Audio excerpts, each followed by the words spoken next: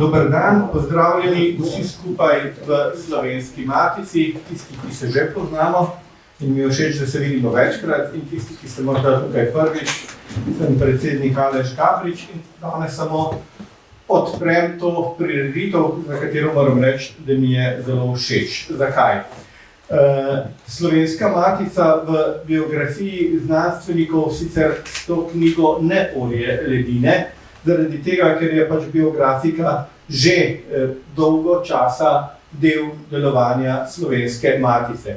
Ampak seveda stvar je taka, ker je v Sloveniji navada, da ko govorimo o znanstvenikih, imamo večinoma v mislih, ko govorimo o biografijah, torej dela, ki se tiče humanistov, družboslovcev in predvsem slovenskih jezikoslovcev. Veliko premalo se mi zdi, da pa je del znanstvenikov naravoslovno-tehniških strok in zato me prav veseli to vrstna knjiga, ki bo danes predstavljena. Torej, tudi ne bo pravzaprav prva taka pri Slovenski matici, če smo že imeli nekaj od Čermelja, torej od fizika Čermelja, potem od arhitekta Jožeta Plečnika in seveda več del je bilo v slovenskih znanstvenikih, torej naravoslovno-tehniških strok, v žal tistem, kar sedaj še ne izhaja, upam, da kdaj vnovič bo zborniku za zgodovino naravoslovja in tehnike. Pa tudi, če se spomnimo še nazaj, ker boste danes prebrali v tej knjigi v spremnih besedah, Slovenska matica je od svojih začetkov delovanja tudi prispevala pri razvoju slovenske terminologije tudi na tem področju, ker so bile tudi v nekaterih prvih letopisih ali pa knjigah izdane tematike iz področij, seveda ne elektrotehnike, ki je mlajša veda, ampak nekaterih drugih tehničnih ved. Torej, vsekakor, naj bo ta knjiga spodbuda našemu tudi naravoslovno-tehniškemu odseku in vsem, ki so pri tej knjigi delali, da bomo tovrstnih knjig lahko v naslednjih letih izdali še več. Zahvalim se naj vsem, ki so k knjigi prispevali. Torej, avtorju Primožu Strojniku, zaradi tega, ker je knjiga nastala, in akademiku Tadeju Bajdu, ker ga je uspel prepričati v to, da ta knjiga nastane in je seveda z njim, z avtorjem, tudi delo. Tudi profesorju Alojzu Kralju, še drugemu članu našega upravnega odbora, poleg akademika Bajda, zahvala za uvodno študijo, ki pojasni cel kontekst zgodbe tovrstnih znanstvenih, biografskih in, bom rekel, del razvoja slovenske znanosti v kontekstu razvoja svetovne znanosti. Kot sem rekel, nekaj tovrstnih knjig je pravzaprav v zadnjih letih že bilo, ampak izven Slovenske matice. Torej, akademija je izdala knjigo o Antonu Peterlinu, mislim, da je kemijsko društvo od Maxa Samsa, ne vem, kdo je od Vodovnika. Torej, takšna dela nastajajo in upam, da jih bomo lahko imeli še več. Sedaj pa bi prosil za uvodno besedo, prej damo besedo našim predstaviteljem, da pozdravi vse skupaj prisotne, še dekan Fakultete za elektrotehniko, torej gospod Drugina. Hvala lepa. Prav lep pozdrav vsem skupaj. Na začetku bi rad povedal, da opažam, da se ljudje premalo zavedajo, kaj sploh pomeni univerza, kaj pomeni akademski prostor. Za marsikoga so to stavbe, je to oprema, ampak v prvi vrsti je univerza, so fakultete, so akademije, so to ljudje. Pomembne osebnosti, ki na podlagi, ki povzročijo, da lahko neko področje, celotno področje nastane, se ga goji, ali pa lahko z nekim posameznikom tako področje pravzaprav lahko tudi ugasne. Zagotovo je ena izmed takih pomembnih osebnosti, ki je zaznamovala našo fakulteto, profesor Strajnik. Zdaj, več o njegovem delu in vplivu bomo slišali v nadaljevanju. Mogoče samo ena taka zanimivost.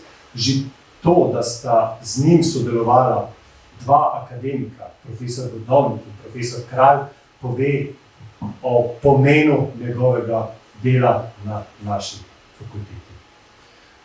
Prav zaradi tega, ker je zelo pomembno ohranjati spomin na tako pomembne osebnosti, bi se rad tukaj v imenu fakultete zahvalil profesorju Primožu Strojniku za to, da je ta knjiga nastala in tako, kot je bilo že rečeno, akademiku profesorju Vajdu, ki je ves čas nekako spodbujal, da bi res prišlo do izida te knjige.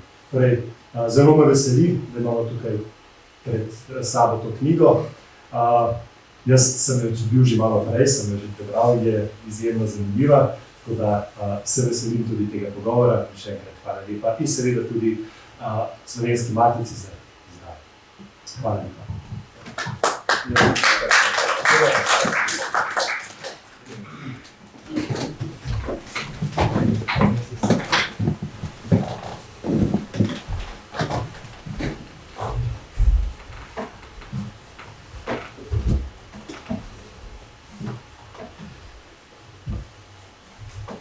Spoštovane gospe in gospodje, lepo pozdravljeni na predstavitvi knjige, ki ni samo biografija o profesorju Alešu Strojniku, ampak je tudi poljudno-znanstvena knjiga o elektronski mikroskopiji in o letalstvu.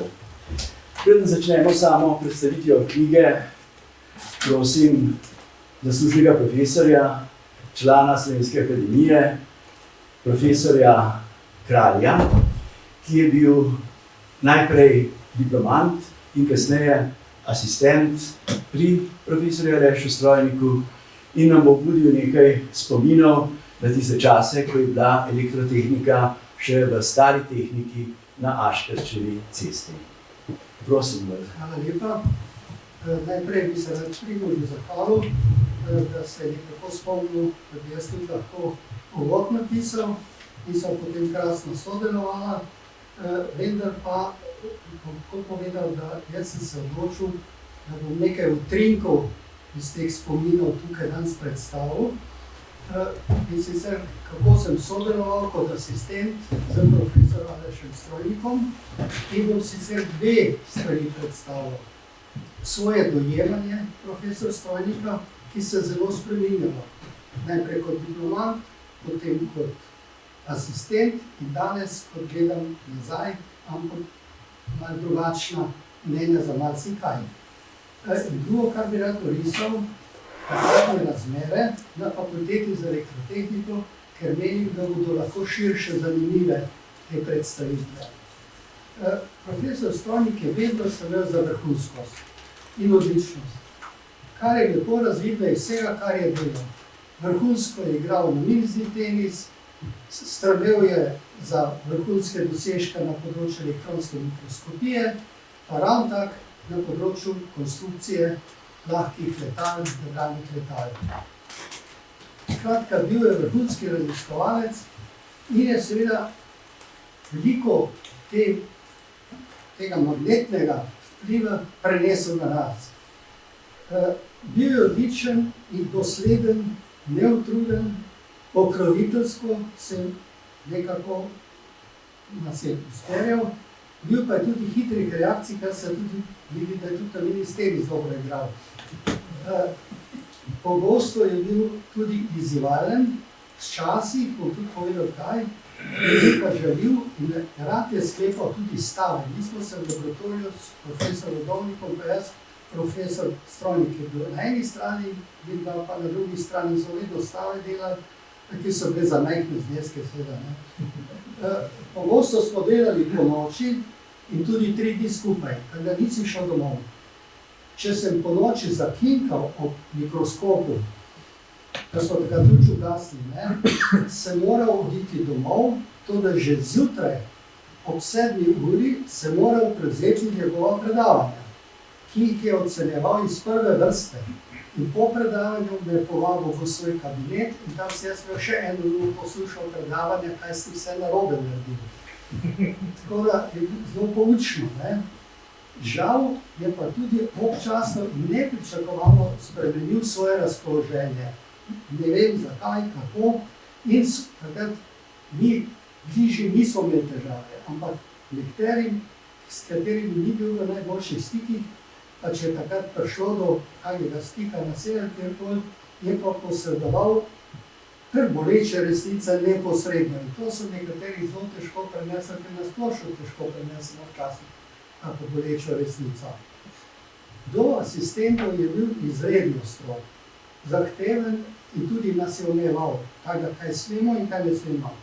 Toda jaz vedno še danes sem hvaležen in menim, da je skrbel za naš razvoj, za znanje in mednarodno objavljanje, našo udeležbo na konferencah. To je bilo absolutno nujno.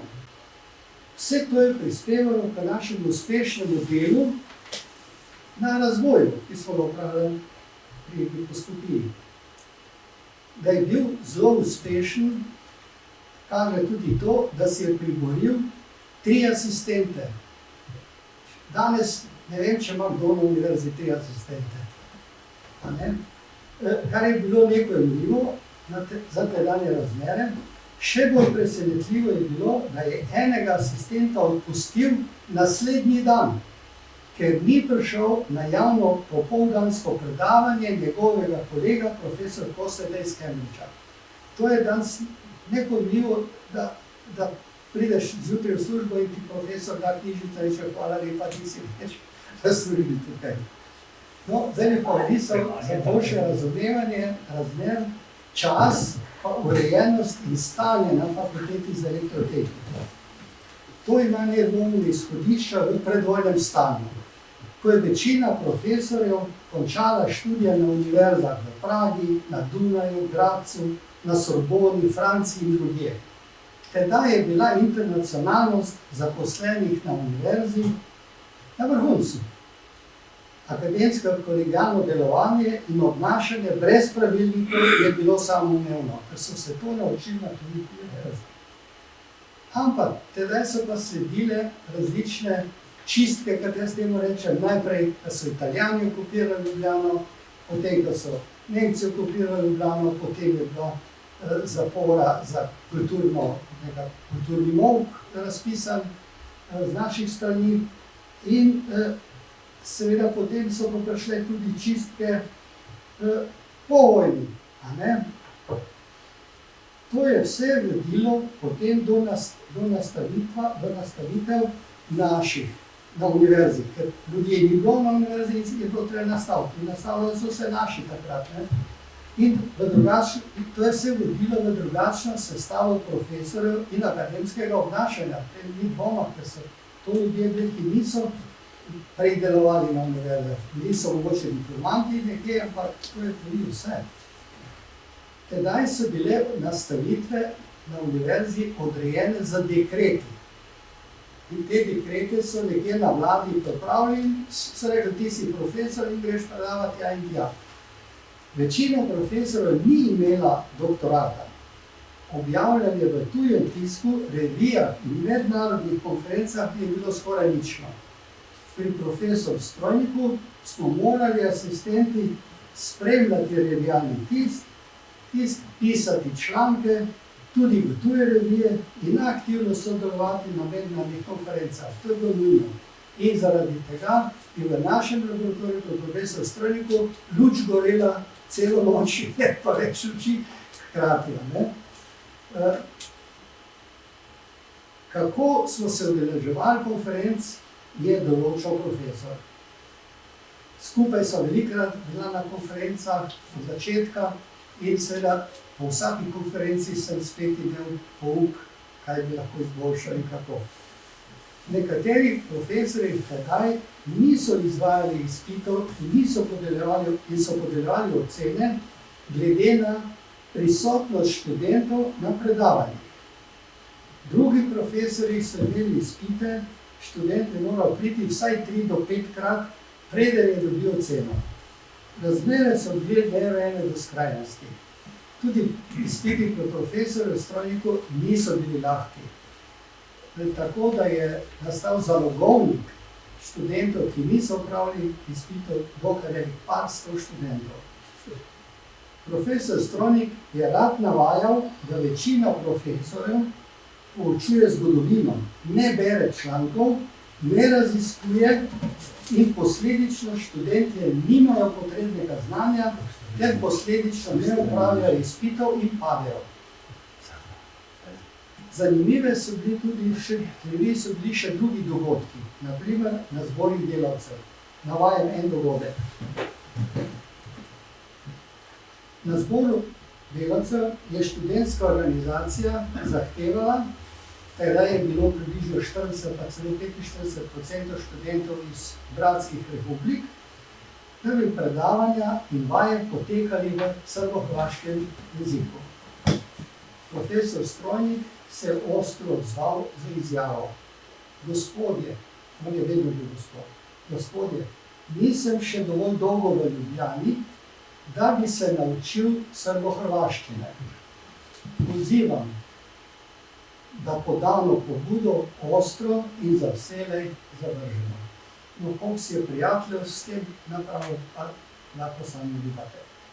Profesor Strojnik je nepričakovano odpotoval leta 1963 v Egipt in na Aleksandrijski univerzi predaval do leta 1964, ko se je vrnil. Toda najino sodelovanje po njegovi vrnitvi je bilo kratko.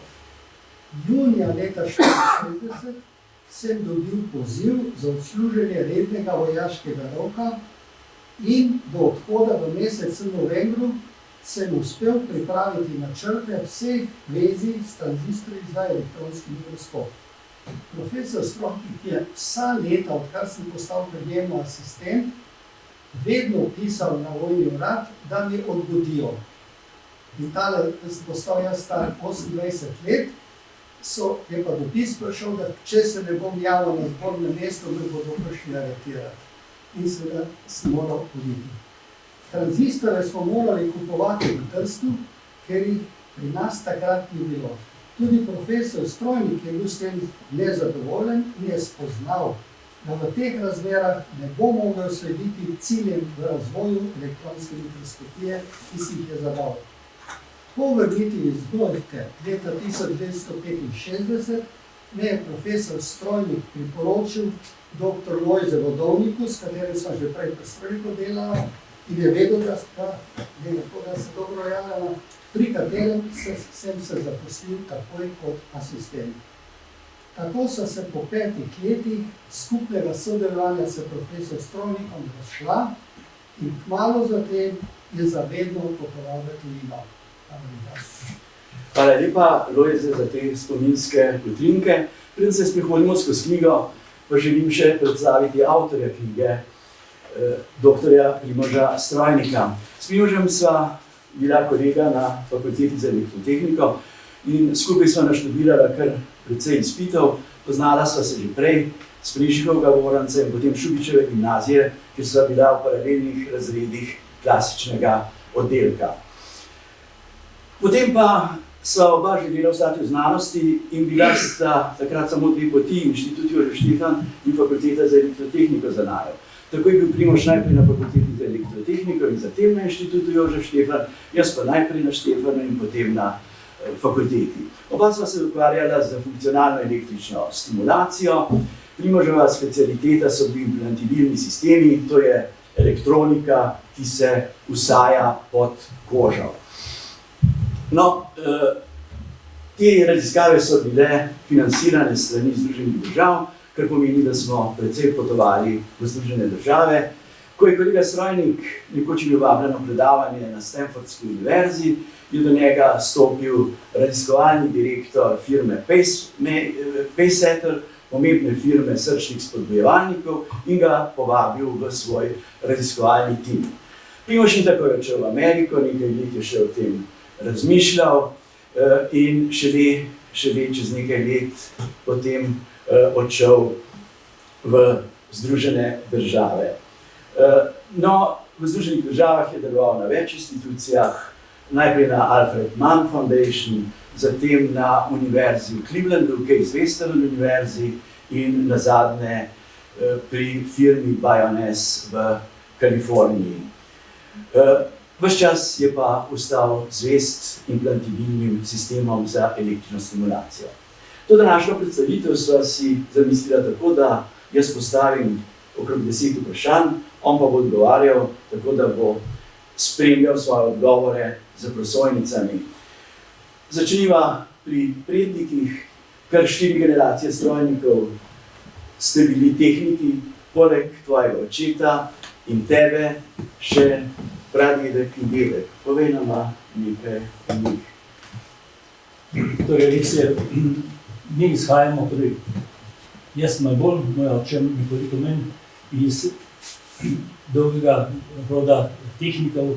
Začelo se je z Dragotinom Fakinom, ki bo očetov star oče. On je bil strojni vodja mestne elektrarne v Ljubljani in sicer od njenega začetka, odkar so postavili mestno elektrarno, in je ostal strojni vodja skoraj do svoje smrti. Po poklicu je bil strojni ključavničar, nekaj časa je delal v Puli, v arzenalu avstrijske vojne mornarice, približno 10 let. Potem so pa ga poklicali v Ljubljano in tam je pač postal strojni vodja. Bil je zelo zaveden Slovenec, bil je član Slovenske matice in več slovenskih društev, dokler je živel v Istri, pa tudi potem seveda v Ljubljani. Njegov sin, imel je 7 otrok, 2 od njih sta študirala, en je bil Romeo Fakin, en je bil Milan Fakin. Romeo je postal profesor na strojni fakulteti, Milan pa na gradbeni fakulteti. Milan je postal tudi doktoriral, medtem ko je očetov oče Romeo Fakin postal izredni profesor, mislim, da je nikoli ni dosegel redne profesure. Je pa bil znan po tem, da je napisal, predaval je precej predmetov, zlasti v nižjih 2 letnikih, in je napisal par skript in pa tudi knjigo o tolerancah in sozložjih. Bil je precej pismen. Ne vem, če sem povedal, diplomiral je na Dunaju, tako kot je povedal profesor Kralj, včasih so profesori prihajali iz tujine, ker pač domačih univerz ni bilo.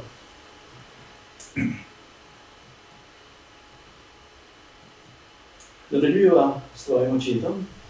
Tako kot Milo je bil tudi on na klasični gimnaziji, ki je bila takrat še popolnejša kot najina, in leta 1944 diplomiral na fakulteti za elektrotehniko.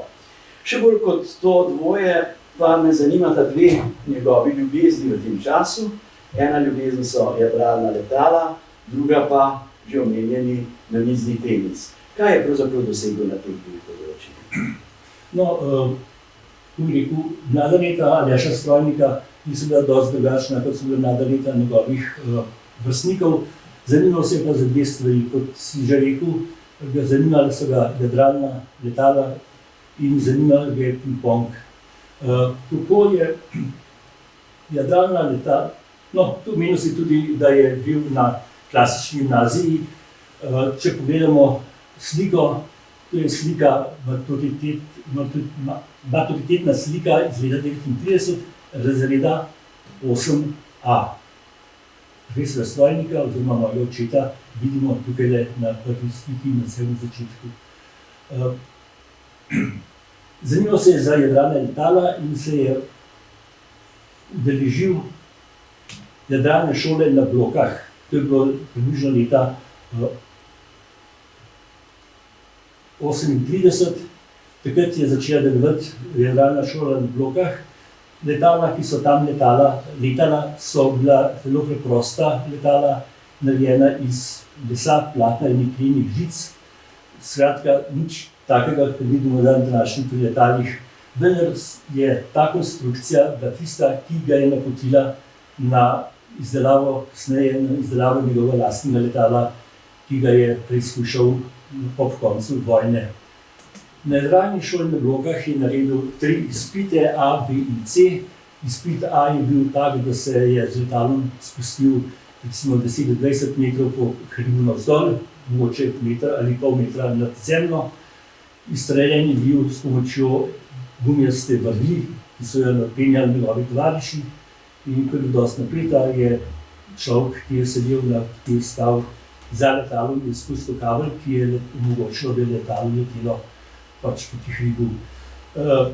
B-izpit je zahteval še neko manjše S-pot, tako da je letalo zelo levojestno, in C-izpit je zahteval, da je letalo ostalo v zraku nekaj čez 10 minut, kar je bilo ob teži letala in pa pilota dosti zahtevno.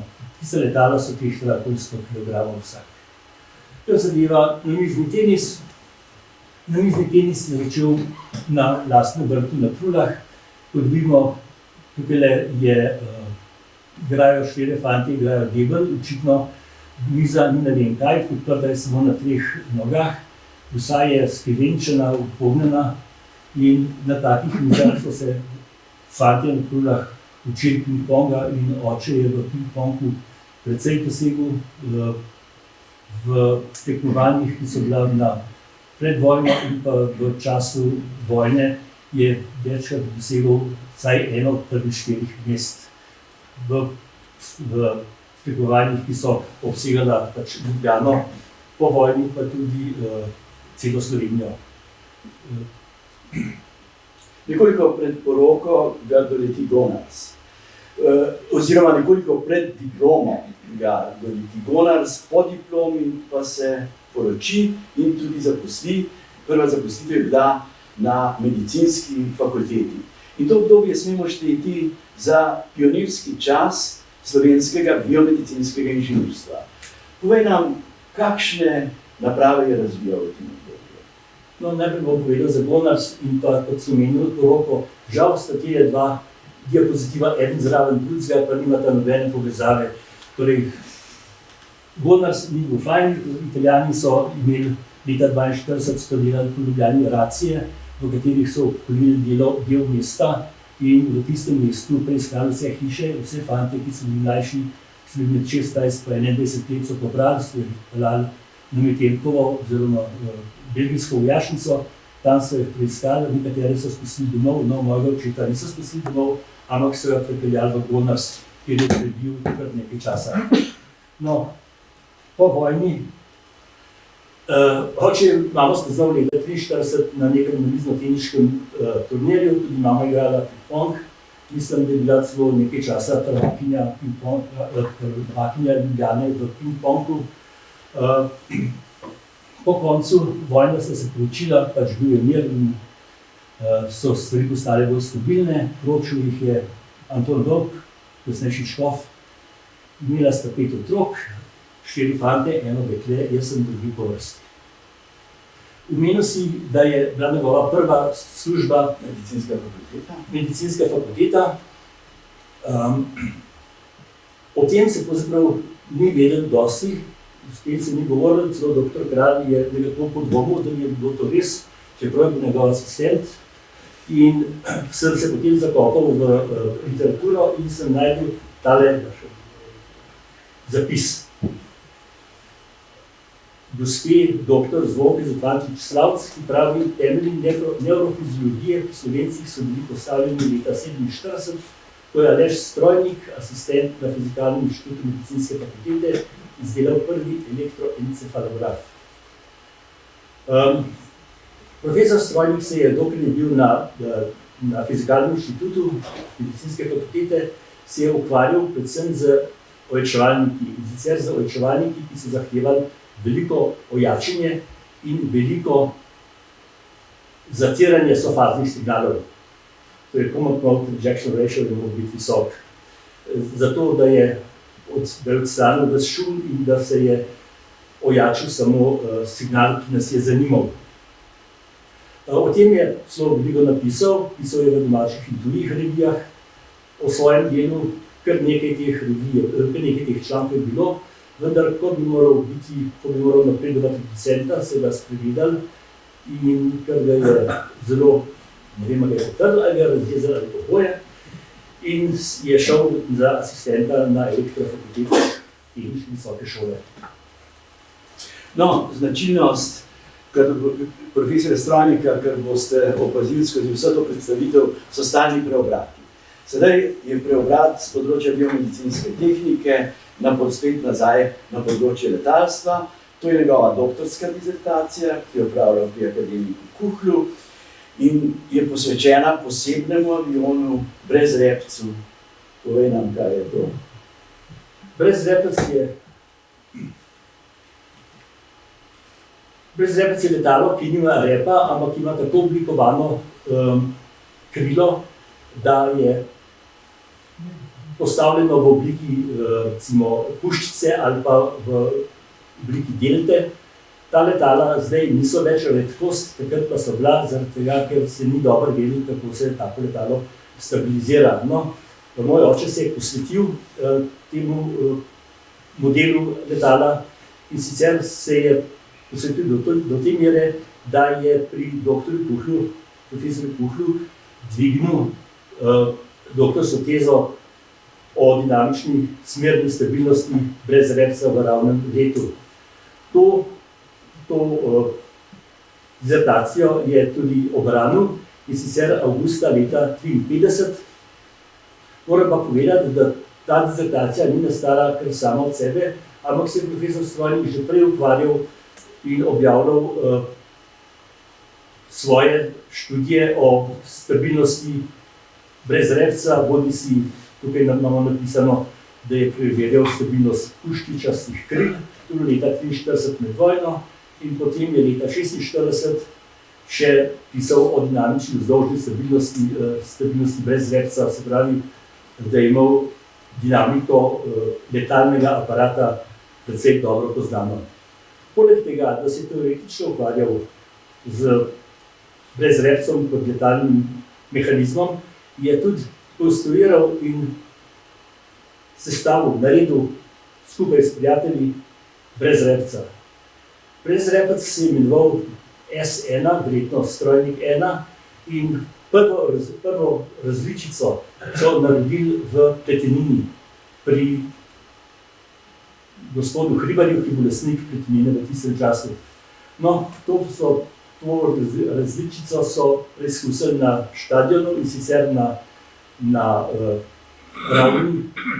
ravni delu tekaške proge. Smisel načrt je bil, da se preveri, ali letalo je sploh sposobno, da bi letelo. Nihče ni mislil, da bi letalo letelo, mišljeno je bilo, da se ugotovi, ali lahko stabilizira krila levo, gor pa dol, pa če se lahko mogoče dvigne za meter pa bol ali pa dva. Skratka, temu se reče v angleščini svedetskega izraza, tam crowhopping.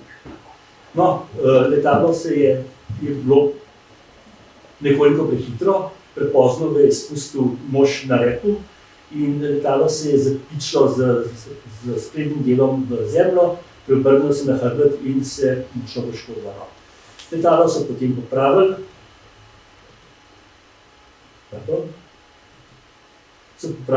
in so ga nekoliko spremenili. Prej je imel smerna krmila obrnjena navzdol, zdaj ima smerna krmila obrnjena navzgor, ker je omogočal nekoliko več lateralne svobode v gibu letala. Spet so mu pomagali njegovi prijatelji, tukaj na levi vidite moja mama, kako drži krilo, da ne bi letalo, medtem ko stoji, da se ne bi drsalo po krilu.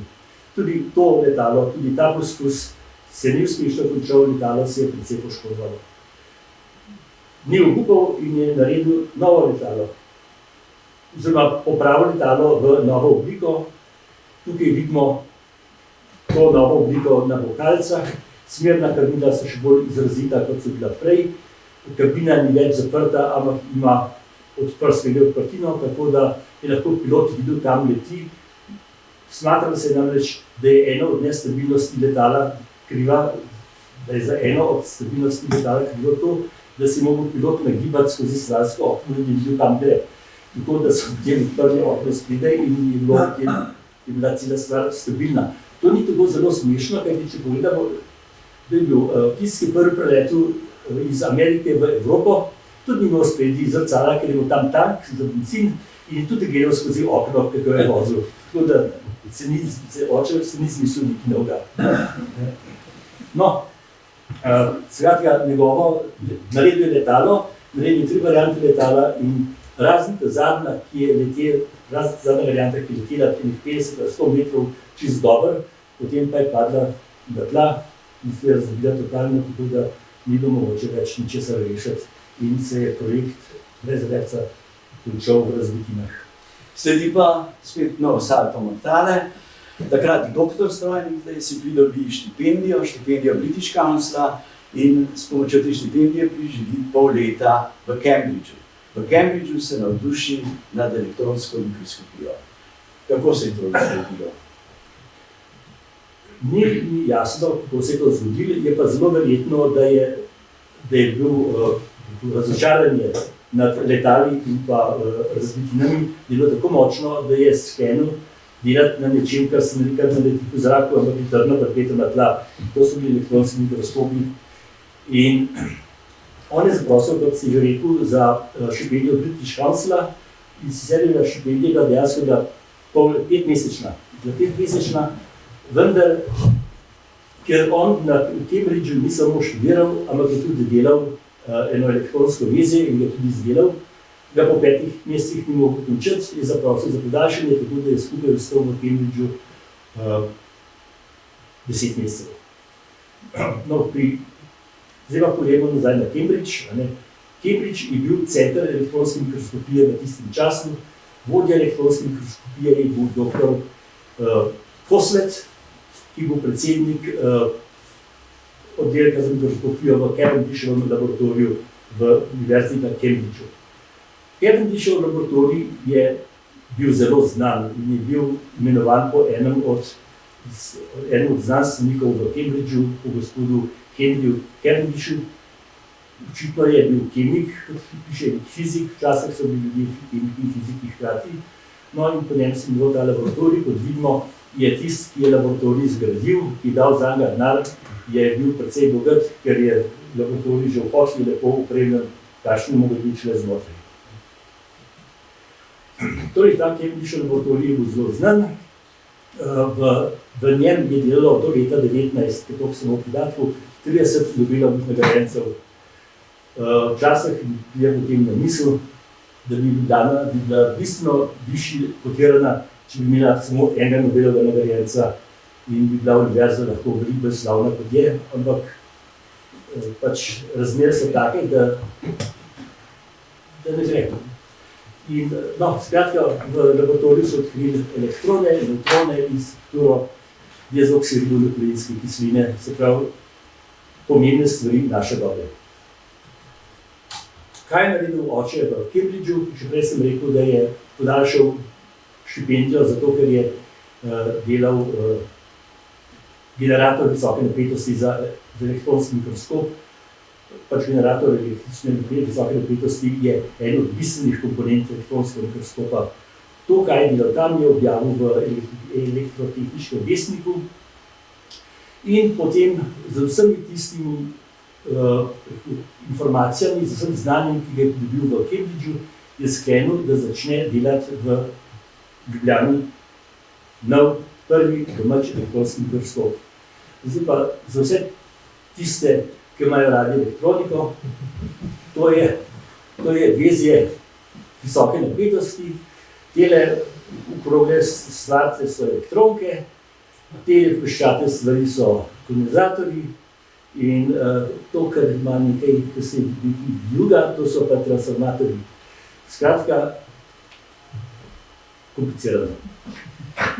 Z elektronsko mikroskopijo se bomo sedaj kar nekaj časa ukvarjali. Zato te za začetek prosim, da nam na kolikor mogoče kratek način in kolikor mogoče preprost način poveš, kaj je sploh elektronski mikroskop. Elektronski mikroskop je naprava, ki temelji na de Broglievi enačbi. De Broglieva enačba pravi, da vsaka masna točka, vsaka masna predmet, ki se premika, mu lahko pripišemo valovno dolžino. In sicer je ta valovna dolžina obratno sorazmerna za maso in obratno sorazmerna za hitrostjo, ki jo ima ta masa.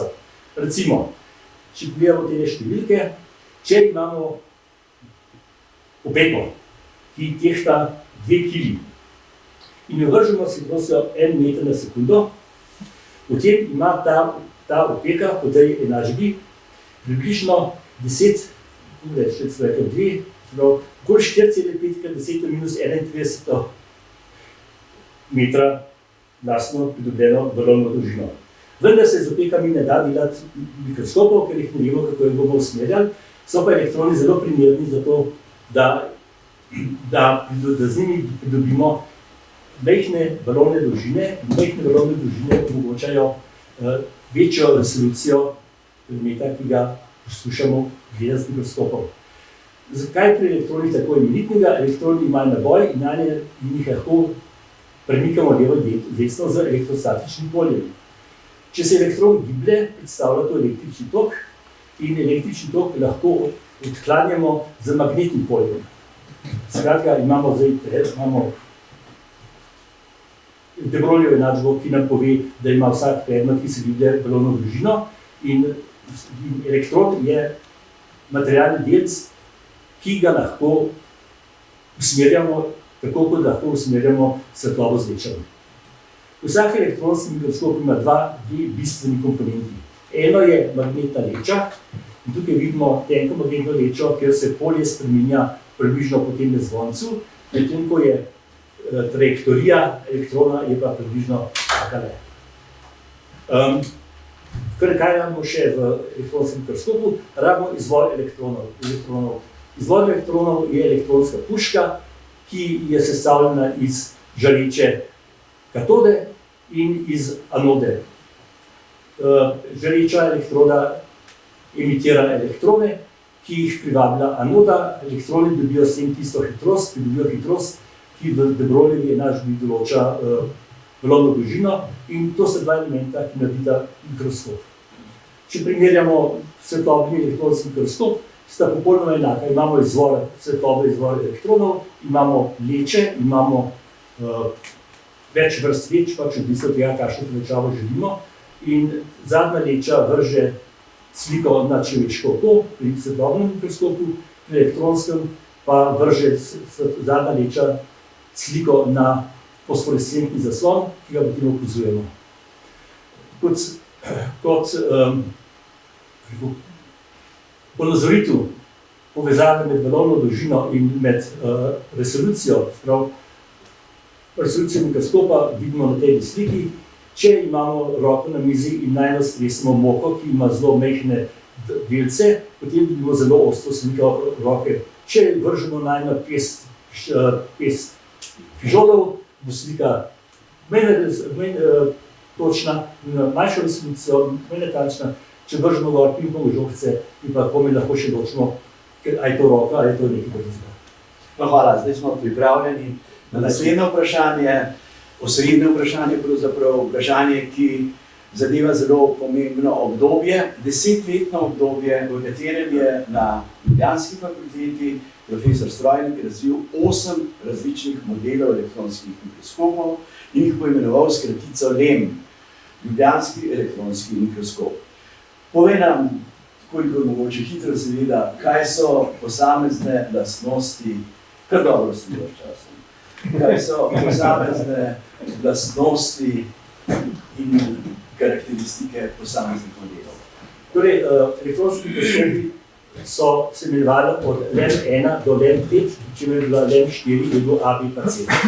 LEM1 je bil prvi elektronski mikroskop, ki je bil narejen v takratni Jugoslaviji in seveda tudi v Ljubljani.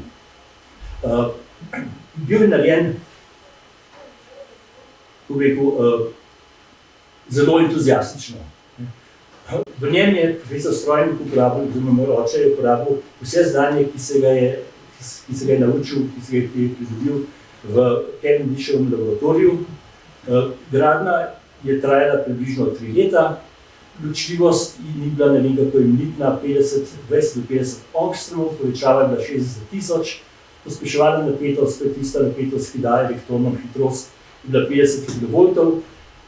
Mikroskop je bil eksperimentalen, to pomeni, da ni bilo mogoče priti k njemu ga prižgati in ga takoj videti slike, ampak je zahteval nekaj dela, preden je prišel v situacijo, kjer je lahko pokazal sliko, kjer je lahko pokazal poročavo in tako naprej. bil je izredno preprost. Cavendiški visoka napetost je bila dosežena z transformatorjem, ne s kakšnimi posebnimi napravami in je bil pač prvi mikroskop, kot tak je bil najboljši, je bil pa dovolj dober, da je zanj dobil Prešernovo nagrado leto po tem, ko je bil narejen, se pravi leta 1956. To je še en pogled na LEM-1. V tistem času je bila najbolj pomembna stvar je bil steber mikroskopa, v katerem so bile leče. Leče so bili prostori, ki imajo čez, to so nabitja, ki imajo čez X postavljen, se pravi, imeli smo 1, 2, 3, 4 leče in mislim, da je bila še ena majhna leča na vrh mikroskopa, ki je usmerjala začetno smer žarka. Moj oče je imel dober odnos z časopisi in so radi objavljali njegove uspehe. Tukaj vidimo primer iz revije Tovariš, ki so leta 1955, se pravi, takoj, ko je bil mikroskop narejen, objavili članek o njegovem mikroskopu. Za LEM-1 je prišel LEM-2. LEM-2 je bil ta prvi mikroskop, ki je bil narejen za kupce. En mikroskop je kupil Metalurški inštitut, mikroskop je kupila fakulteta za strojništvo. Nekoliko sta se ločila, jaz sem malo težav, da sem gotovo, gre za isti mikroskop, so dva različna mikroskopa, ampak takole vidimo, za Metalurški inštitut, tako je veliko me zanima, je zadnja stena črna, za fakulteto za strojništvo, ker so pa bolj profesori, se namažejo rok, je pa svetla. No, za mikroskopom, ki je bil narejen za fakulteto za strojništvo, v nasprotju s pričakovanjem ni prišel LEM-3, ampak je prišel LEM-4, vendar zaradi tega, da gremo po vrsti, bomo omenil LEM-3. LEM-3, prejšnja dva mikroskopa sta bila tako zvana rutinska mikroskopa, ki sta bila narejena tako, da je bilo mogoče jih vklopiti in skoraj takoj dobiti dobro sliko in z njimi delati. LEM-3 je bil vrhunski mikroskop, bil je narejen za potrebe Inštituta Jožef Štefan, imel je visoko ločljivost, imel je visoko pospeševalno napetost in imel je cel kup funkcij, ki jih navadni mikroskop ni rabil. Ta mikroskop je imel, tle vidno, imel za sabo dve omari, v katerem je bila spravljena elektronika in pa visoka napetost. Bil je kompliciran mikroskop, jaz sem dolgo časa poskušal ugotoviti, kam je šel, vendar kljub intenzivnemu popraševanju nisem mogel ugotoviti, kaj se je z njim zgodilo. In sem celo zelo hvaležen dr. Kralju, ker mi najdel tole sliko, ki jo imam v svojem arhivu. No, to je bil vrhunski mikroskop za Jožef Štefan. Pred njim je bil mikroskop LEM-4. Ta LEM-4 je bil narejen za Imunološki inštitut, se pravi, bil je namenjen za biološke raziskave. Spet imamo upravka z mikroskopom, ki ima ločljivost 20 angstromov, povečava 40.000, pospeševalno 560 kV. Tukaj bi se spustil v tole mehno stvarco tudi. To se sicer ne da razbrati, kaj je, jaz pa vem, kaj je. To je emblem elektromedicine. Do LEM-4 je oče sodeloval za elektromedicino. Elektromedicina je bila ena nekoliko večja delavnica, pa še ni bila prava tovarna. Skratka, nekaj je tovarno in mehanično delavnico, oziroma elektromehanično delavnico. Glavna naloga te delavnice je bila servisiranje biomedicinskih naprav, zlasti recimo rentgena. No, oni so za očeta delali vse, kar je bilo na mikroskopu mehanskega, se pravi ohišja. Steber so delali na elektrofakulteti, elektroniko so delali na elektrofakulteti. Organizacija je bila pa taka, da je kupec dejansko kupil mikroskop pri elektromedicini, medtem ko je bil laboratorij za elektronsko mikroskopijo in pa sodelavc, pravzaprav kooperant in potem je kupec plačal v elektromedicini pač mikroskop, kooperanti so bili pa plačano od elektromedicine. Problem je pa nastal takrat, ker je bilo preveč naročil za mikroskope in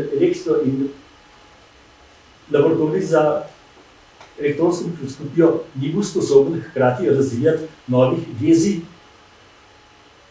delati dokumentacije in servisirati starih metod, starih mikroskopov.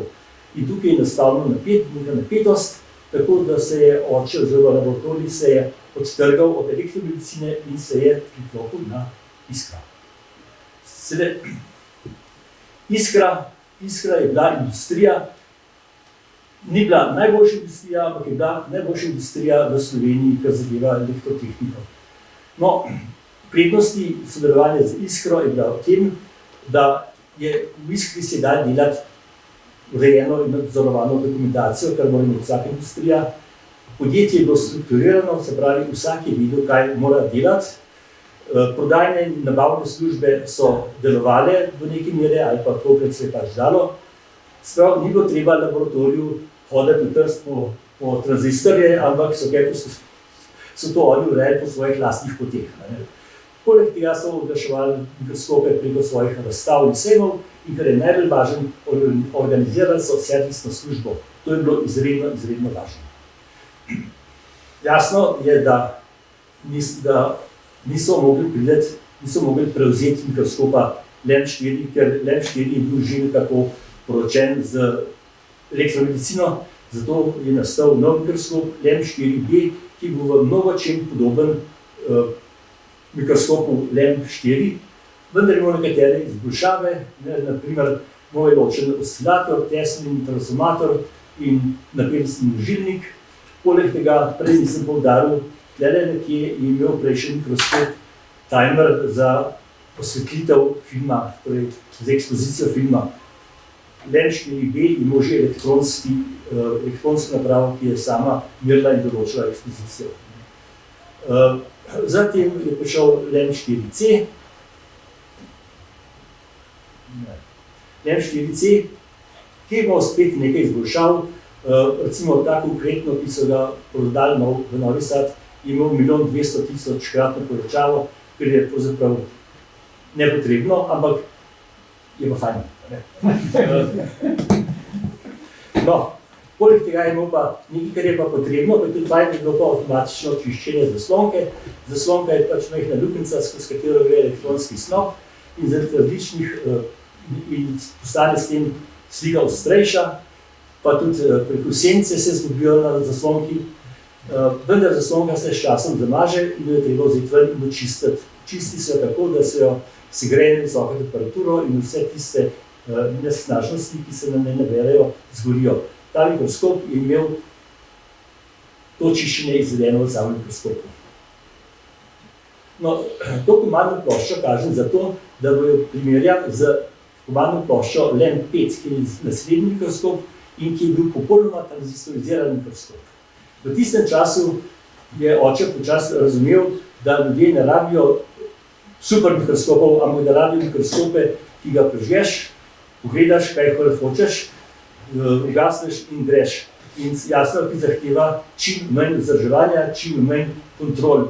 Če pogledate prejšnjo kontrolno ploščo z kontrolno ploščo LEM 5, vidite, da ima bistveno manj gumbov, manj ima kazalnikov oziroma inštrumentov in to LEM 5 je bil zares imeniten mikroskop.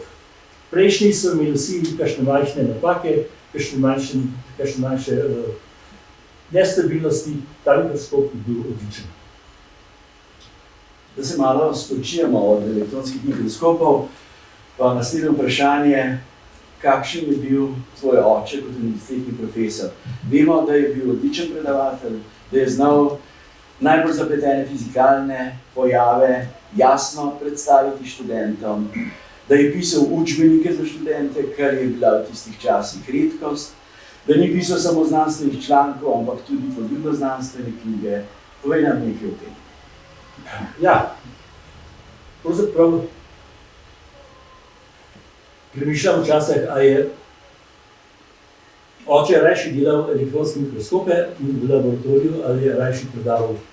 In torej, jasno, če hotel biti na univerzi, je mogel predavati, ali pa asistentom rekel, da ne predava do njega, ker smo tudi mi videli včasih. So bili profesori fiziki, ki so imeli asistenti, ki so predavali nekaj fiziko. No, kogarkoli predavajo vrsto predmetov, ena predmetov, torej elektromedicino, elektronke in prevodnike, industrijsko elektroniko, 1 in 2, usmernike, usmerniške naprave v tehniki jakega toka in elektronsko mikroskopijo. Torej, elektromedicino je potem predal profesorju Vodovniku, ki je se bil tudi asistent. No, za 3 od teh predmetov je pa tudi napisal knjige. To niso bila skripta, to so bile prave knjige, ki so bile izdane pri pravih založbah. To je tale je bila pri elektrotehniškem vestniku, to so smerniki, potem je industrijska elektronika, je dejansko vidno spodaj, je to državna založba Slovenije in elektronski mikroskop je izdala univerza oziroma fakulteta v svojem režimu. Poleg učbenikov je pisal tudi poljudne knjige in je bil zelo ponosen in moram reči, njegove poljudne knjige so se brale izredno dobro. Že leta 50 je napisal osnove fizike in tehnike, potem 10 let kasneje je napisal podobno knjigo, nekoliko težjo, nekoliko bolj zahtevno. Potem je pa pisal tudi knjige o letalstvu, poljudne knjige o letalstvu in sicer je najprej napisal knjigo o jadralnih letalih, kjer je pojasnil vse tisto, kar se je naučil na blokah, se pravi letenje s tistimi težkimi lesenimi letali, potem je razložil, kako delujejo novejša, modernejša, lažja, sposobnejša letala in na koncu je napisal še knjigo o letalstvu, kjer je govoril o splošnem letalstvu, omenjal je tudi jadralna letala, vendar naprej športna letala in pa trende v razvoju letalske industrije. Takrat so bili to reaktivni motorji, takrat so tudi nastajali bolj stabilni brezrepci oziroma nekakšni brezrepci, recimo delta krilo je v resnici velik brezrepec. Torej se ukvarjal s tem. Delal je pa tudi diapozitive oziroma filme za srednje šole, kjer je razlagal v svojem primeru elektronski mikroskop. In tista slika o velikosti delca oziroma o velikosti polovne dolžine in pa resoluciji je vzeta iz enega od takih predavanj z diapozitivi. V resnici je bilo v tistih časih diapozitivov ni bilo, bil je samo film, ki se je navijal iz enega koluta na drug kolut. Tako da, no, to samo za zraven. No, zdaj pa rad povedal, zdaj pa rad samo povedal, kakšna je moja lastna izkušnja, kakšen dober pedagog je bil. Enkrat mi je pomagal delati radijski sprejemnik, to je radiodetektor z diodo, ko mi je pomagal delati, je delal, potem sem pa jaz rekel, bom naredil enega sam, da mi lahko rekel, da sem naredil samega, da mi oče pomagal, da so mi rekli, ja se vidi, ti oče z mi pomagal. Zopet na stvar, po na univerzi, ja so tudi taki, kot oče. No in potem moj ni delal in on je povedal, kaj bi bilo narobe, nič ne najde narobe in rekel, mogoče pa je Mihajlik Rok predaleč od Ljubljanske postaje, v frekvenci Ljubljanske postaje, rekel, greva v Domžale in z avtom in v Vidla, v Domžalah je močni dodajnik, v Vidla, v katero smeri treba kondenzator zavrteti, da bo dobila postajo.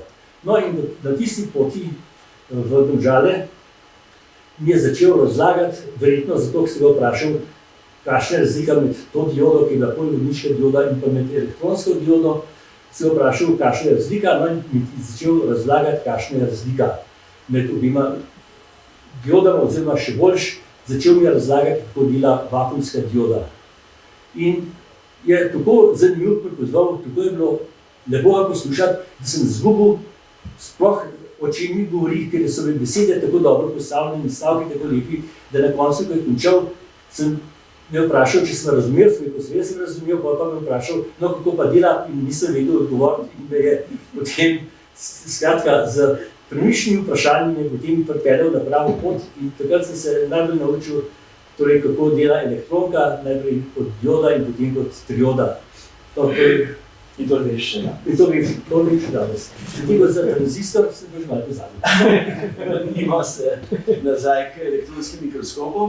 Leta 1966 profesor Strojnik dobi mikavno vabilo iz Avstralije na univerzo v Melbournu.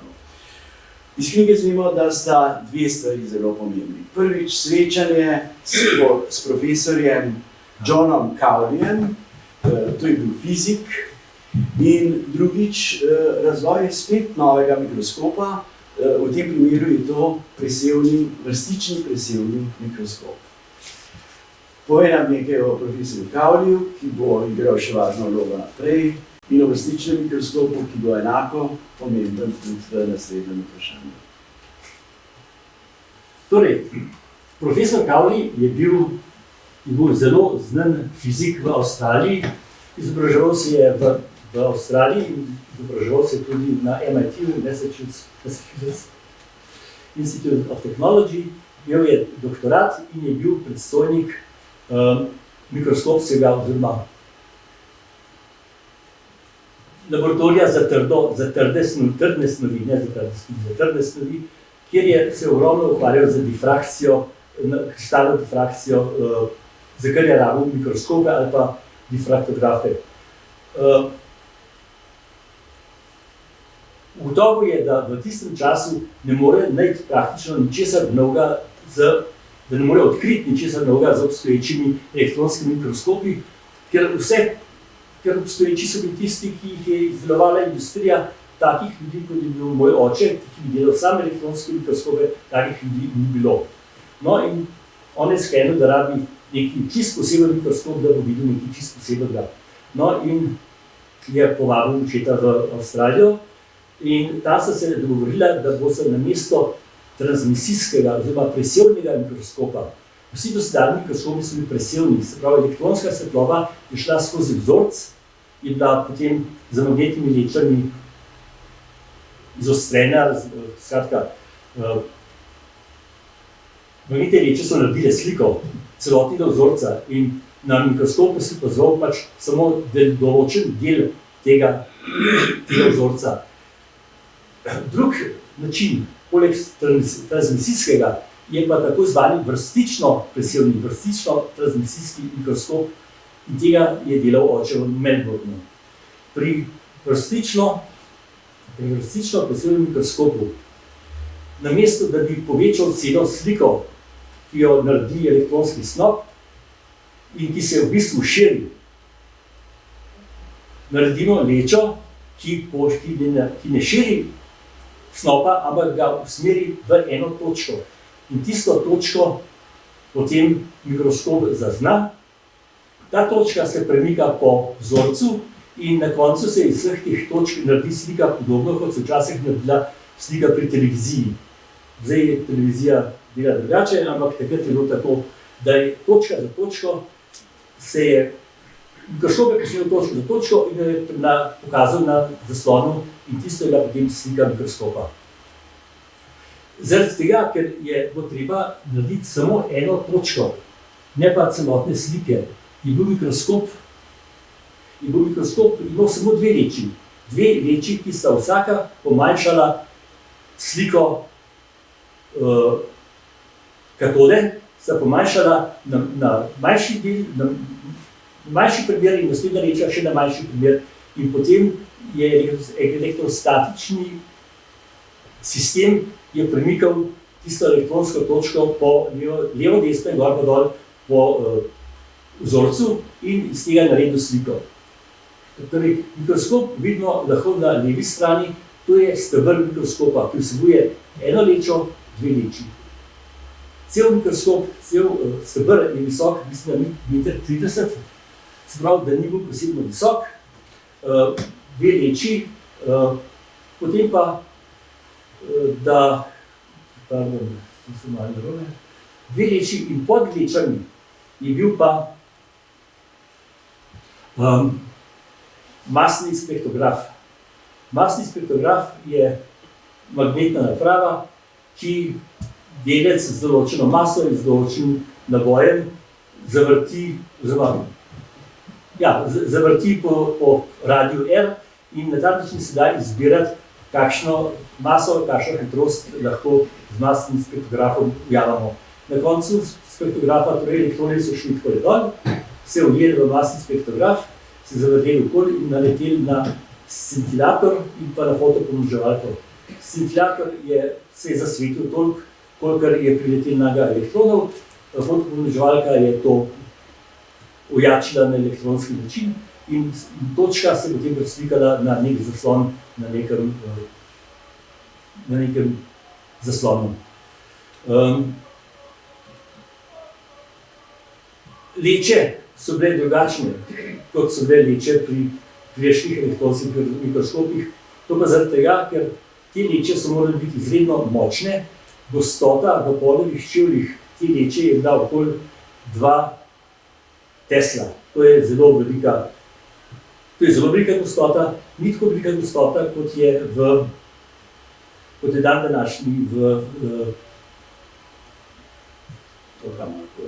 tokama. Skratka, da sem reči večji gostote, no, to je bila za tiste čase velika gostota.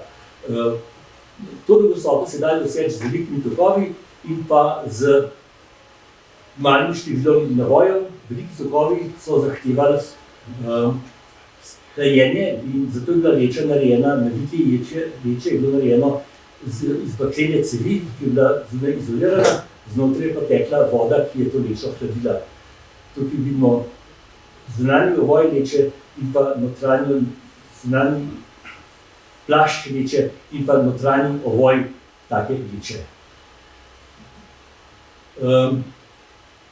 Tukaj vidimo profesorja Strojnika in pa profesorja Kavlija. Gospod profesor Kavli stoji zraven mikroskopa, ker jaz sem poskušal iskati sliko, ker bi oče stal zraven mikroskopa, ne pa gospod profesor Kavli. No, pa mi je samo tale prišla pod roko. Tukaj, torej, takrat je bil moj oče star 47 let, Kavli pa 45. V ozadju pa vidimo elektroniko, ki je napajala ta mikroskop. Torej, na vrhu tukaj je kotel z visoko napetostjo. Rekli smo, da je bila visoka napetost reda velikosti 600 kV. Ta kotel je bil velik približno 120 cm višino in bil izredno težak, zato in nekako nevaren, zato se je moj oče kasneje premislil in ni več delal kotlov nad stebrom, ampak ob stebru. Torej, rezultat ni bil takšen, kakšnega so pričakovali, zaradi tega, ker je bil to še zmeraj eksperimentalen mikroskop, so pa dosegli in dokazali nekaj stvari. Namreč, da pri velikih napetostih in pri drobnih elektronskih presekih lahko elektroni za določen čas zapustijo vakuum. Normalno so vsi elektronski mikroskopi delujejo v vakuumu, ker elektroni lahko letijo samo v vakuumu. Pri dovolj visoki napetosti in pri dovolj majhnem preseku žarka pa lahko za hip stopijo iz vakuuma in se potem vrnejo v vakuum. Zakaj je to pomembno? Če hočemo opazovati žive biološke preparate, moramo upeljati bodisi v okrog preparata, bodisi tekočino, bodisi kisik, da lahko preparat živi naprej. No in to je bil velik dosežek tega mikroskopa, tega prej niso mogli doseči. Malo pa morala pohititi, če bo želela povedati še to, kar želela povedati v času, ki sta si ga zadala, to je v uri in pol.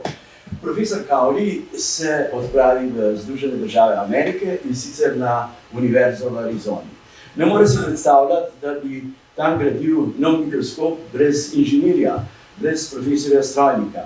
Gre namreč za še močnejši mikroskop in spet presevni vrstični mikroskop, kakršen je bil v Avstraliji. Torej mikroskop, ki bo nudil več, kot nudijo vsi takratni mikroskopi. To je bil močen izziv za profesorja Strojnika, vendar zdaj ne gre za 6-letno štipendijo, kot je bila v Cambridge, kot je bila Avstralija, gre za 5-letno pogodbo, kar se na koncu izkaže, da je ostal v Ameriki za vse življenje. Odločitev iti v Ameriko ni bila lahka, je bila zelo težka. Bilo je, on se ni odločil samo zase, odločil se je za celo družino.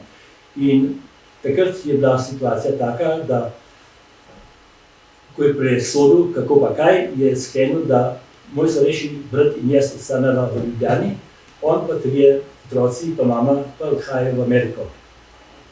No, kot prvotno je bilo mišljeno, da bi pač midva z bratom nekako poskrbela za to, da to, kar je ostalo v Ljubljani, ostane v Ljubljani, da se stvari ne razgubijo.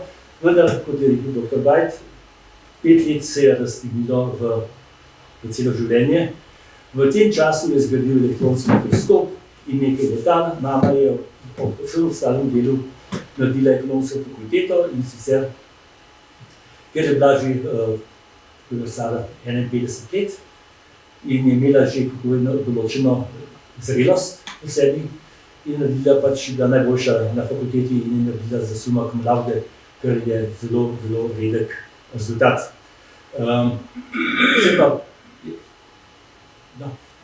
In je dobila pač tudi tako nagrado, diplomo, summa cum laude, ki še tukaj noter, pač se ni dobro priznalo. To je bilo eno od razlogov, zakaj je šla študirati in tudi ta, da oče kot profesor, vsa njegova družina je imela zastonj šolanje na univerzi. In tako so šli, je šla mama na univerzo, je šel starejši, je šla mlajša sestra na univerzo, je šel mlajši brat na univerzo. Najmlajši brat pa ni bil zadovoljen z Ameriko, pa šel nazaj v Ljubljano. Tako da niso bili vsi zadovoljni v Ameriki. No, visokonapetostni mikroskop, prej sem rekel, da je bil visokonapetostni kotel nad stebrom, nad mikroskopnim stebrom, je bil neprijeten in je bil nefunkcionalen, zato je v Arizoni naredil mikroskop v horizontalni konfiguraciji. Tukaj vidimo na levi strani je generator visoke napetosti, zaščitni upor in pa akcelerator. Torej, zanimivo je to, ta zaščitni upor in pa katoda sta bila na približno minus 750 do 1000 kilovoltov nizko, minus visoko. No, tukaj je potem problem napajanja katode. Katoda je treba se gledati na minus 750 tisoč kilovolti. Zato je imel napajanje preko baterije, ki jo je napajal z drobno palčko, ki jo je porinil v sredo mikroskopa in je tam napajal polno baterijo in potem s tisto baterijo grel katodo. To je slika mikroskopa v celoti. Na levi strani vidimo visokonapetostni kotel, na desni strani vidimo steber mikroskopa, ki tokrat ni steber, ampak je ležeč valj oziroma kombinacija ležečih valjev. Na desni strani je kabinna elektronika, na še bolj desno vidimo zaslon, na katerem se je dala opazovati slika predmeta, ki smo ga opazovali. Steber elektronskega mikroskopa je bil videti takole, bil je obešen na vzmeteh, tako da ni bil trdo pripet na ohišje, ampak se je kakšnokoli tresenje se je že mogoče pojavilo v tistem prostoru, se je dušilo preko teh vzmeti. Moram tudi povedati, da je bil kotel na pneumatičnih nogah, tako da tudi tam ni bilo direktnega spoja med tlemi in med mikroskopom.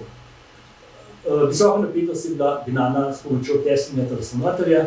Tesni transformator je tako transformator, edino da na sekundarju ni toliko višja napetost ali pa toliko nižja napetost, kot je razmerje navojev, ampak se obnaša transformator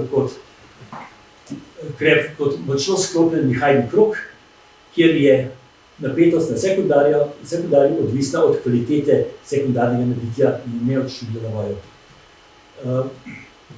Kakšni so bili rezultati mikroskopa? Torej, čeprav je prvotno zasnovan kot mikroskop za milijon voltov, je deloval do približno 750 tisoč voltov. Je pa omogočil slike, ki so dosegali načrtovano ločljivost približno 1 nanometer, to je 10 angstromov, kar je dovolj za večino bioloških vzorcev. Tudi prodor skozi debele vzorce so dosegli tako iz trde snovi, kot tudi biološke. In s tem se je izkazala pomembna prednost pred drugimi elektronskimi mikroskopi, ki so delali samo na prosojnem, ne pa na skanirno oziroma rastersko prosojnem principu. No, in pridemo do sobotnega leta. Na ameriških univerzah imajo profesorji pravico do sobotnega leta, to pravico imamo tudi na Ljubljanski univerzi, seveda niso pa zagotovljena finančna sredstva za takšno sobotno leto.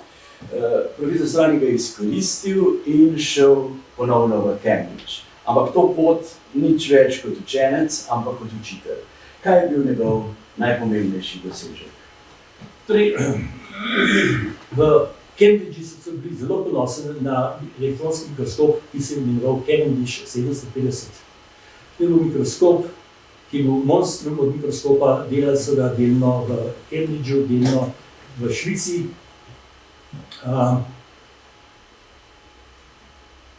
In želeli so, da torej, Koslet je želel, da oče predela presojni mikroskop, Cavendish 750, presojni mikroskop v vrstično presojni mikroskop. To so poskušali že v Cambridgeu, v laboratorijih delati sami, vendar jim to ni uspelo. Največ, kar so dosegali, je bila ločljivost 80 nanometrov. Torej, Cavendish je izgledal približno takole, bil je visok 2 nadstropji, v kleti je bil mikroskopski steber, v pritličju je bila visoka napetost, pospeševalnik, merilni upor. Pri nizkih napetostih so delali tako, da so sedeli pri mikroskopu na tele strani, pri visokih napetostih so zaradi strahu pred rentgenskim žarčenjem sedeli na drugi strani svinčevega vklopa in so gledali na mikroskop, skratka skozi debelo svinčevo steklo. Resolucija je bila 2 nanometra, kar je slabši, kot je bil arizonski mikroskop. Bil je izredno drag mikroskop, delali so ga 5 let, se mi zdi. So bili pa najbolj izredno ponosni. No, zakaj niso mogli popraviti mikroskopa na boljše, na rezultate, ki bi bili boljši od 80 nanometrov? En razlog je bil to, da tam so bili v glavnem fiziki. Fiziki so teoretiki v glavnem, vsaj tako, ker jih jaz poznam. Če daš fiziko letko, če daš spajalnik fiziko v roke, bo pa ljel za ta vroč konc, ne za ta mrz konc.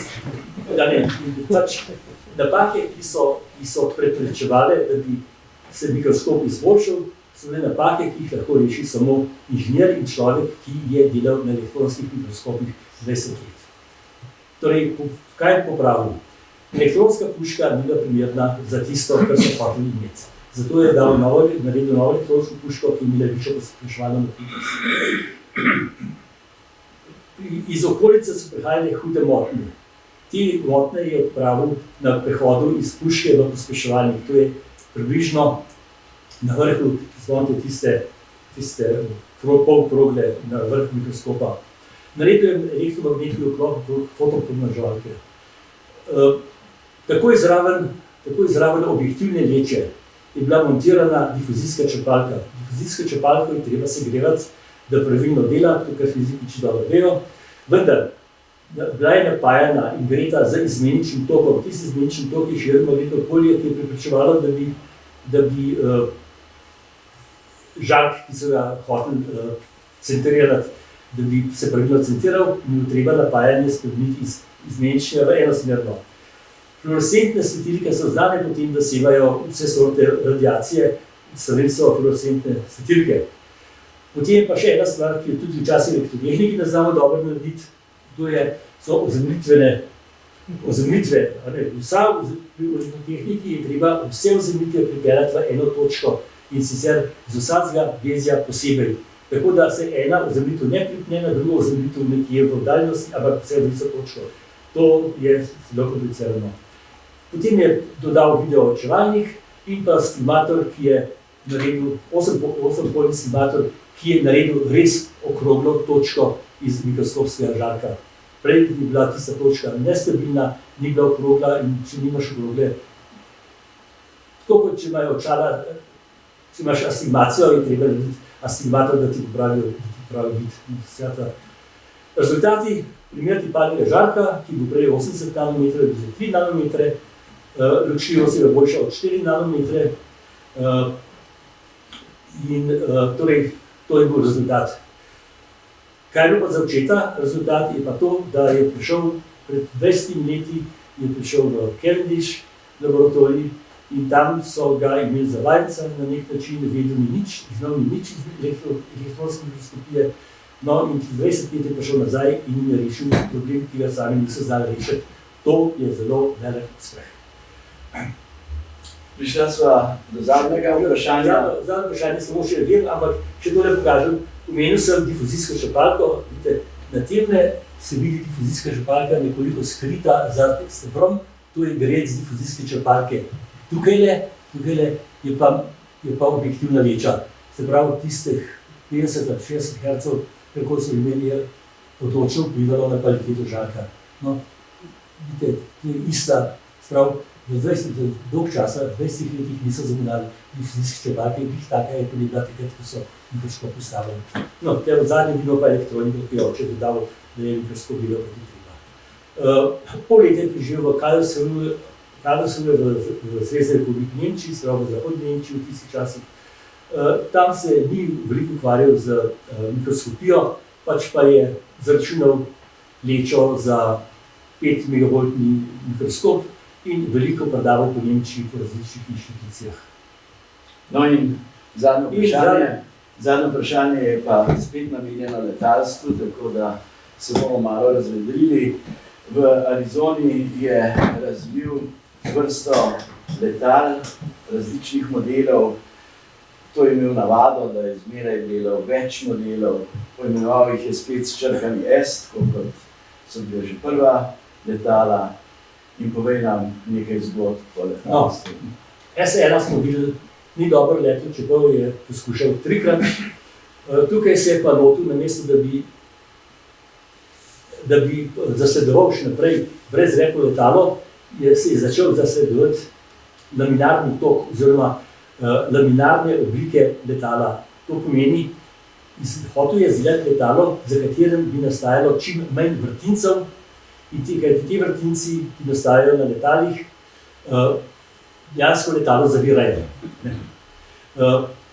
Naredil je letalo, prvo letalo, ki ga je naredil, je bilo nosilo ime S2. Prej smo ga videli na tleh, zdaj ga vidimo v zraku in tukaj vidimo notranjost kabine. To je bilo motorizirano jadralno letalo. To je bilo letalo, ki je vzletelo. Namesto da bi ga potegnil motorni avion v zrak, se je potegnilo samo s svojim motorjem. Ko se je motor ugasnil, se je propeler zložil sam vase, tako da ni predstavljal upora in letalo je dobilo izredno dobre jadralne lastnosti. Če pogledamo dimenzije, bilo je dolgo okoli 6-7 metrov in je imelo razpon 15 metrov. Krilo je bilo narejeno iz 3 kosov, iz enega notranjega, simetričnega in 2 zunanjih kosov. S tem letalom je dosegel zlato jadralno značko. Namreč za zlato jadralno značko je potrebno narediti 300 km do zraku, pri čemer smo morali letalo dvigniti nad 3000 metrov, se mi zdi, pa še nekaj takih zahtev, ki jih pač poznajo jadralci. Če pa narediš trikotnik, se pravi, v prvem primeru lahko letiš, kamorkoli te že veter zanese ali pa kjerkoli je že dobra termika, tja greš, letiš 300 km in dobiš zlato značko. Oče se je zadal na rogo, da bo se vrnil na isti začetek, kjer je začel, Se pravi, iz letališča, kjer je začel, je letel v trikotniku nazaj na letališče, kjer je tudi končal. To mu je dal ne samo zlato jadralno značko, ampak mu je dal tudi prvi pogoj za diamantno značko. On sicer diamantne značke ni nikoli zasledoval, ampak imel je 1/3 pogojev za diamantno značko. S2 je sledil S3, ki je bil dvosedežnik, je bil podoben S2, vendar je bil narejen za 2 človeka. Jaz si predstavljam, da to letalo se ni prijelo in jaz si kar mislim, zakaj. Človek, ki je v zraku, pa bi nedralno letalo hoče biti sam, ne pa da ima še nekaj zraven. Torej, ta letalo se ni prijelo, je bilo pa začnjeno in je imelo vse lastnosti, ki bi lahko dvignili 2 človeka v zrak. Za letalom S3 je naredil letalo S4. S4 je bilo dirkalno letalo. In sicer se je zavezal, se je potrudil, se je odločil, da bo naredil letalo, ki bo v določeni kategoriji premagalo vsa prejšnja letala. Ta kategorija je bila, da letalo tehta manj kot določeno težo, da ima batni motor, da nima reaktivnega motorja, da se mu meri hitrost na 3 km in to v 6 zaporednih letih in še nekaj takih pogojev. Ravno takrat je očeta zadela manjša kap, tako da se ni upal sam leteti, ampak je prosil svojega prijatelja, gospoda Johna Washingtona, ki je bil pa vojaški pilot. In ga ni bilo strah ne hitrosti, ne česa drugega, bil je ročnik, bil je še mlad in je pač primeren človek, da bi letel na hitrostnem letalu in je tudi letel.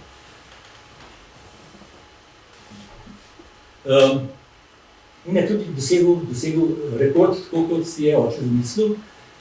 Če pogledamo, kakšno letalo je to bilo, torej kategorija, kateri sem pravil, je C1A skozi. Priznam, da ne vem, a je O ali nič.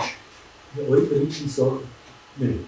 Torej, bruto teža je mogla biti pod 300 kg, bruto teža je letalo plus pilot, plus motor, plus benzin, moral je imeti batni motor in letalo je doseglo 203 km na uro, 204 km na uro in to se je zgodilo 16. septembra 1989.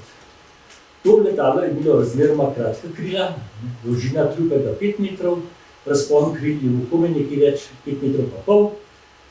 Letel je na pomočjo motorja Kawasaki 440, ki je imel na glavni osi 28 kW, ker ni poseben velik za motor. To je bil isti motor, kot ga je uporabljal že na S2, to je bil motor za snežne sani. No, to je slika, jasno, pri rekordnem poletu so morali biti prisotni sodniki. Teh sodnikov vidimo tukaj, kako se zberejo po letu pri letalu. Sodniki so ugotovili hitrost, vsak je imel svojo uro, jasno, vzeli so povprečje, koliko je vsak odmeril in iz tega so dobili hitrost, ki sem jo prej omenil. In to letalo je res letelo s hitrostjo, z rekordno hitrostjo, za kar je dobil potrdilo od National Aeronautical Association in pa potrdilo tudi že prej, ko je oddal prijavo za rekord. Po tem letalu se je odločil še za eno letalo, in sicer za S5. S5 je letalo, ki nekako je športno letalo, ni jadralno letalo, čeprav ima nekatere karakteristike jadralnega letala, niti ni motorno letalo, ker nima kakšnih posebnih hitrosti. Pogledamo ga na tej sliki, vidimo, da je razpon 30 čevljev in dolžina 16 čevljev, ne vem, kako je zdaj nekje napisano. Je pa to letalo se da še zmeraj videti v naši garaži na Arizoni. Je lepo zloženo na polico in čaka na to, ali se bomo zmenili z tehničnim muzejem, o pogojih, preko katerih je v tehničnem zdaj strojal. Toliko. Dobro, zanimivo zgodbo o profesorju Alešu Strojniku smo tako pripeljali do konca. Ali ima kdo od poslušalcev? Ni še konca. Sem gledal. Vem, da imaš še par slik, kako je, kako se domačemo, kako je oče. Torej, medtem ko je oče strahovito užival v gradnji aviona, je družina uživala manj. Tukaj vidimo na sliki vidimo krilo od S2, ki za temi vrati je garaža. Krilo od S2 se je raztezalo od vrat garaže skozi vrata v kuhinjo in na kuhinji vidimo vse stvari, ki jih je oče rabil za to, da je delal avion, od epoksi smole do polnil za epoksi, do orodja. Tukaj vidimo moj brat Peter, očitno brusi nekaj z brusilko in mama ni videti to zelo zadovoljna, čeprav kaj bi hotela. Še pred par leti se je dal odluščati iz stal v garaži take debele cmoke, epoksidne smole, ki so tam ostali, tem, kot so padli na tla, jih noben ni pobral in se tam lepo pomijali in se držali. In skratka, avion je bil posod, avion je bil za hišo, avion je bil pred hišo, avion je bil pred garažo, avion je bil za hišo. Torej, avion je bil posod, vseh tistih, ker so bili laminarni, avioni so bili laminarni, ker so bili laminarni, jih je bilo treba zelo na fino brusati vse površine. In tista obruski, tisti prah od bruskov je bil tako temeljit, da je uničil vso travo, kjerkoli so poskusili travo zasaditi, je trajalo nekaj let po tem, ko je oče nekaj gledati avione, da je trava spet zrasla. In to je res konec. In sedaj prosim poslušalke in poslušalce za vprašanje, prosim. Jaz sem Aleš Krajner in sem Prulčak. Prulčak. Ja, iz Prulja. Vam bi rad povedal svojo izkušnjo s profesor Strojnikom, ko sem bil še mulc, je on nas dobil na Jerajevi in nam je dajal matematične uganke. Smo morali nekaj seštevati, neke vrste in potem je zadeva toliko časa, dokler se nisi zmotil, ker te je napeljal na to, da si se zmotil. In jaz imam še danes pred seboj, pred očmi, kako smo bili tisti mulci okrog njega, on nas je pa na sred ceste testiral. In mislim, da več ni treba povedati o profilu enega človeka, enega profesora, enega znanstvenika, vrhunskega, da tako stvar naredi. Mene zanima, kjer od nas profesorov tukaj razvele je sposoben kaj takega narediti. Dvomim, da je kakšen. Tako da to, se pravim, nikoli ne bom pozabil, še danes imam pred sabo. Dolg časa sem se še celo tisto vrste zapomnil, zdaj sem pa žal pozabil, da bi me lahko še to reproduciral. Potem imam pa seveda še komentar na Nobelovstvo. Jaz mislim, da Nobelovcev mi nismo marali, zato jih nismo bili. In to profesor Strojnik je pa en primer, ker pravzaprav vse, kar je naredil zunaj, bi lahko naredil tudi v Ljubljani. Če bi bil dovolj denarja. To je problem, da denarja ni. Če hočeš imeti velike rezultate, moraš imeti veliko denarja. In v Arizoni je bilo ogromno denarja. Tudi če vemo, dr. Bajk, dr. Kralj, ko smo delali na projektih Vodovnikovega ameriške naloge, tam je bilo dovolj denarja, da se da delati rezultate. Če ne bi bilo denarja, tudi rezultate ne bi bilo. Kar se pa tiče, moj oče je bil izredno sugestibilen in je imel celo vrsto igrc, katerih glavne namen je bilo zapeljati te. Dobro, hvala lepa za to zgodbico. Je še kakšno vprašanje, še kakšno takšna misel? Če ne mogoče zaključim s to mislijo, ki je pravzaprav že predsednik Gabrič začel. Slovenska matica je že v drugi polovici 19. stoletja izdajala prve elektrotehniške knjige, ki so izredno pomembne za razvoj slovenske elektrotehniške terminologije.